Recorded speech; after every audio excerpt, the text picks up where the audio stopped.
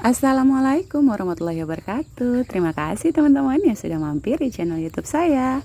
Pada video kali ini saya mau ajak teman-teman lagi untuk lihat-lihat tanaman-tanaman yang ada di kebun saya.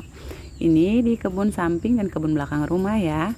Jadi hari ini kita cek semayan kangkung, semayan pakcoy, dan juga ada beberapa semayan tanaman saya yang lain. Selain kangkung dan pakcoy, ini juga ada semayan cabai yang sudah mulai besar ya teman-teman. Ini sudah mulai besar teman-teman, alhamdulillah.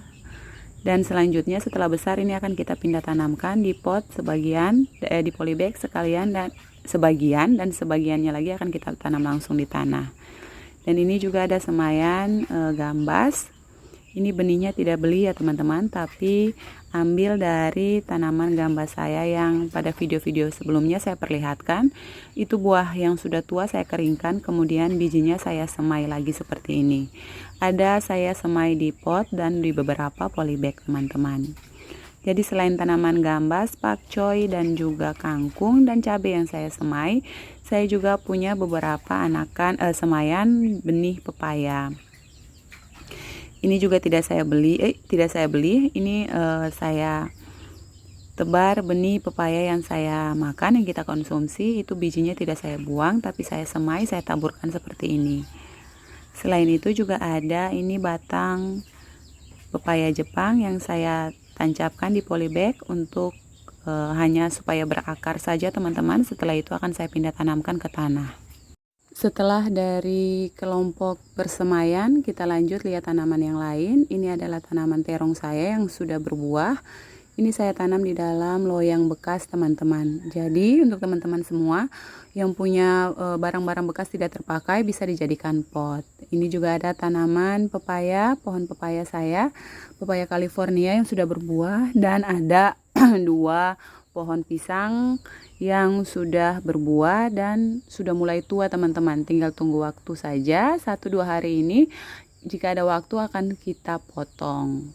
Nah, lanjut ke halaman belakang rumah. Ada juga tanaman cabai yang kemarin itu sudah kita panen, tapi sekarang matang lagi. Cabainya sudah mulai matang lagi teman-teman, sudah banyak yang kemerahan. Selain cabai rawit, ada juga cabai keriting punya saya di bagian samping itu teman-teman. Dan ini juga adalah tanaman cabai saya yang kemarin sudah mulai mengering, sudah mulai hampir mati, tapi saya potong itu bagian keringnya, saya potong langsung dari batang utamanya seperti itu teman-teman. Dan alhamdulillah banyak tunas-tunas baru yang mulai tumbuh lagi teman-teman. Semoga bisa bertahan hidup ya teman-teman. Ini cabai keriting punya saya. Kemarin juga ada beberapa buah yang sudah kita petik dan sekarang sudah siap untuk dipetik lagi ya teman-teman. Kalau mau bikin sambal hijau tinggal petik saja seperti ini. Yang buahnya masih seperti ini teman-teman. Tapi kalau mau ditunggu sampai warnanya merah juga boleh. Dan ini juga ada tanaman nanas saya. Alhamdulillah subur-subur teman-teman. Sebenarnya saya tuh punya banyak tanaman terong. Kemarin teman-teman saya semai sekitar 150 polybag.